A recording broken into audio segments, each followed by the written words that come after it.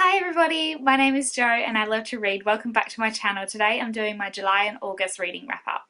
These couple of months have been pretty crazy in reading wise. I have stopped and started a lot of books, too many I care to admit. I don't know if I was necessarily in a slump because I wanted to be reading. It's just that whatever I was picking, I was having a hard time actually deciding on what mood I was in. This is going to be a bit chaotic, but at least I have an easy one to start with, and that is Harry Potter and the Philosopher's Stone. There's not much that I'm going to comment on this because I just read it mainly for funsies and for the illustrations. There is absolute gorgeous ones in here. There's one of the Great Hall at the end of the year. Absolutely stunning books. I've talked about it mostly in my book haul, which I'll leave a link down below if you guys want to know it. I had a great time with it. It was Harry Potter. It was fun. It was beautiful. I'm going to continue the series, but I don't really have a lot of thoughts. The next book I finished I read on ebook, which was Housemaid by Freda McFadden. I'm in this mum's Facebook group with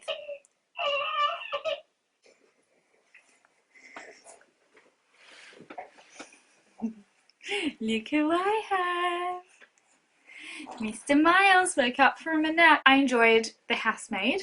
It was different to what I normally read. It was a thriller, and I ended up reading it because I'm in this Australian Facebook group with mamas that have babies due around April, May, and some of them like reading as well, and we've joined a Facebook chat group to talk about books, and one of them recommended The Housemaid.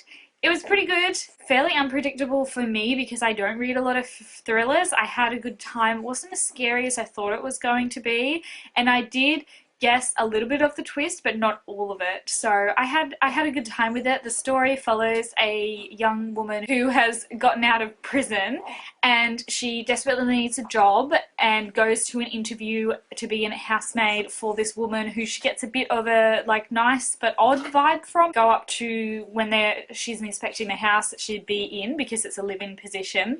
She goes upstairs and finds that the room that she's staying in actually has a lock on the outside of the door, so dun dun dun. But because she is so desperate after getting out of prison to actually get a good job and be able to rise above it, she doesn't just want to do any job for really shit pay. This one's offering a lot of pay, and she also has nowhere to live, and she can't get anywhere to live unless she's got money. She's in this impossible situation, so she takes this job against her better judgment, and everything goes from there. So I had a good time with it. It was a great price on ebook as well, and it was really fun reading it on my Kindle.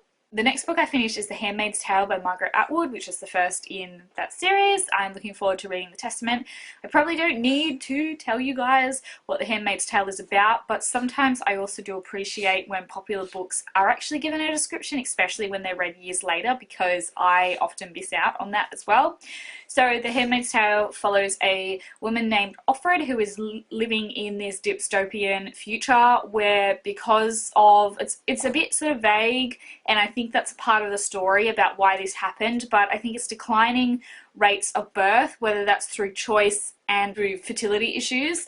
Women who can birth are forced into these positions called handmaids, where they basically just act as breeding stock and are forced to have sex with men that they do not choose to, but then also awfully, when the children are had, they then get given off to the man's wife to look after. So I don't really super know how this wife structure thing came to pass, like were they married before this dystopian thing happened, because we're at the very start of it. Offred used to live in the normal world and she had a kid, which is how they knew that she was able to have a kid.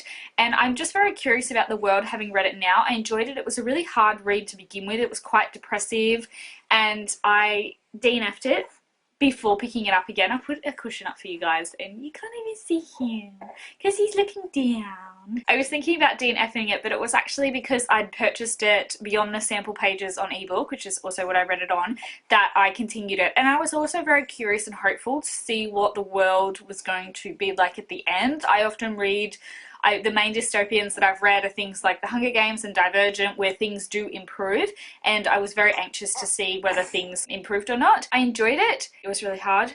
I can't wait to read the next one and see even further how things end up happening. Now we're getting into the realm of books that I have started but not finished yet. My laptop's over there, that's why I'm looking. I also have started Girls in Pants, which is one of the Sisterhood of the Travelling Pants by an author who I'm not sure and I can't look up now because of this little munchkin. I am enjoying this one as well, reading it very slowly. I had read the sample pages and then not purchased the rest on ebook as well. But after The Handmaid's Tale and The Housemaid that I kind of read back to back, I needed a break. I needed something funner to read, and although I haven't finished it because I ended up going on to my current read, which is Trixie Belden, I haven't finished it, but I will because I like to see how these stories go. It's just a slow pace of a book because I'm not the intended audience. It's for a middle grade readers, but it's about these 4 best friends who in the first book they find a pair of pants that all magically fits them despite the fact that they all have different body shapes, and something amazing happens in the pants and they chronicle their journeys that happens across their lives. This is now I think it's the 3rd book, something like that, and I'm interested to see where these girls' lives go. It's just not exactly oh my god, I gotta read it to find it out. It's more something that I'm just gonna pick up because either I want to finish it or because I need something fun again. Look at this. I also started reading the 2nd Harry Potter in the Mina Lena edition, so the Chamber of Secrets. I am still enjoying that. I've been reading it when I need pure pleasure, but I'm trying to finish a couple of books, so I've put it back across in my to-be-read pile because I keep pulling out all these different books and littering them around the coffee table when I am not getting to them. So I need to commit to something, and I hate that I'm not at the moment. I'm also in the middle of Beartown by Frederick Bachman. I'm enjoying that. It's definitely not what I thought it was going to be. It may end up becoming like that, but at the beginning it's quite slow because it's establishing the fact that it's establishing how much hockey is important to this town, to Beartown, and I think that's going to be very important, but it's definitely a character-focused book that is without a doubt something that I'm able to identify, which I'm not always good at doing. So I'm reading it very slowly. It's not encouraging me to pick it up and breeze through it, but it's still my technical current read physically. I'm also working on an ebook, The Phillip Island Murder, which is a non-fiction by Paul Daly and Vicky Petratus. This one is about, there's an island that I believe is a part of the Australian jurisdiction called Phillip Island, and there was a murder there that happened where this woman was murdered on her farmhouse and she had a big A carved into her chest. So I had watched this, or a stomach, I had watched this, listened to an episode about this on a true crime podcast, and this book was suggested as part of the book club that I'm in with the women who have had the babies at the same time as me, and because I enjoyed it on the podcast, I wanted to do the deep dive when someone suggested it. I did have to have a stop of it because I'd read 2 very heavy books, and I think I'm just having a look around, the only other thing I have to talk about, which I nearly forgot to, which is funny because I didn't want to film this, look at the tiredness, I didn't want to film this until I'd finished it, is that I read the 1st volume of Saga, the graphic novel. We went to Oz Comic Con on the weekend, so that's Canberra's or Australia's Comic Con, and I picked up Saga there because there was comics sale, graphic novels. I enjoyed it. I finished it up this morning. It's not what I thought. Well, it kind of is. I had only heard brief things about it. Mostly I just heard that it was good and that it was about a family that was trying to survive in space. It's about this man and a woman who were on opposing sides in this intergalactic war, and somehow, which I'm not sure yet because it hasn't really shown that at this point, they fell in love, got married and had a baby. So at the very start of the graphic novel is the baby being born, and then those 2 we follow as they are trying to get off the planet that they're on to try and survive and keep their little munchkin alive while trying not to be in the war, because being on opposing sides is not going to work. It's a very interesting book because also we're following this bounty hunter as well, who has been tasked to grab those 2 and kill them and bring the baby back alive, but he made this weird stop to, I don't know how it's all going to tie in together. I'm really hoping it does because otherwise it's quite random, but this is definitely an adult graphic novel series. The Robot Prince #4 is trying to chase them as well, and his scene starts off with a sex scene because he's also trying to get his missus pregnant, or his wife pregnant too, which that was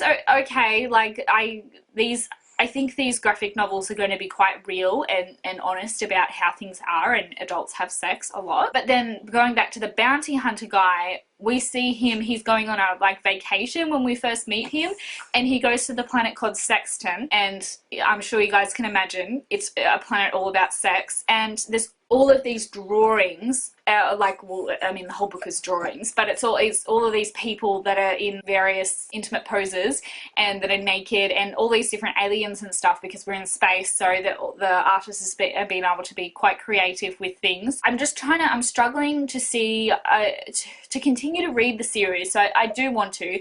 It's probably going to be something that I'll ask for Christmas on my birthday. I don't know at this point if I'm going to go out of my way to read it myself. But it just seems a bit random for us to have been on this sex planet, and if it does end up making sense later on down the track, that's cool. But basically the bounty hunter is looking for something special or whatever, because he used to date like this spider woman who just got killed, and so he was like, oh, this is all a bit tame, can you show me something else? And he ends up being shown an underage girl, and he tries to break her out because he's not into that, which, I mean, that's not a thing to be into, that's pedophilia, so there's that. But he ends up not being able to break her out because there's something, they inject them with something that like crystallizes their veins whenever the people try and get off the planet before they've paid off their debts. So she can't, and he goes, and I just don't see the point to this. I'm hoping that he's able to go back and save her.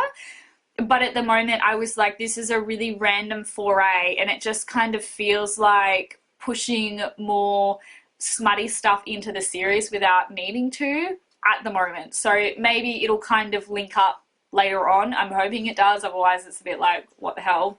But so far, the main storyline of the two people from opposing sides that have just had their baby and are trying to save their baby was interesting, so we'll see. Anyways, I'm gonna go now. There's my very, very chaotic wrap-up. I hope you're allowed to follow along. Miles says hi to everybody. He is 3 months old, and he just slept last night in his own bed, in his cot, in his own room. I know the recommendation, especially in my country, is minimum 6 months up to 12 months. But we're all sleeping, we're hoping that we're going to sleep better in that regard, because we keep waking him up, and so we're all tired because then he's trying to get back to sleep. So we have a camera on him all night so that I can see how he's going, and I will be fine because we follow all the other safe sleeps. And he was fine, he slept really well. I cried when I went to bed, even though his room is only like 1.5 meters away. But that's good. So we're going well. We're going well as our little family of 4. Daniel, me, Miles and Coopies. We're going well. So I'm going to go because Miss Munchkin, I'm sure, is wondering where his food is. Bye, guys. Oh, bye. Oh, I told you this was going to be chaotic. I forgot to talk about what I'm reading on e-reader at the moment, which is Trixie Belden and the Secret of the Mansion. It's #1 in the Trixie Belden series. It is fairly slow because it's the setup book to begin with. I'm halfway through. There's a bit of a mystery, but not super a lot. But we're introducing characters as well, and one of our main characters that we're getting introduced to, which is named is Jim, he's part of the mystery. So that kind of makes sense, but it's just a bit slow, and I'm hoping that the rest of the books pick up. It is still enjoyable. I'm enjoying it, but I would just say if you're ever reading this for the first time, especially as an adult, just try and get past the first book and see how you feel about the second. But it's a relaxing book, and I'm not minding it, and hopefully I will have finished it by the time that I do my next wrap up. Bye!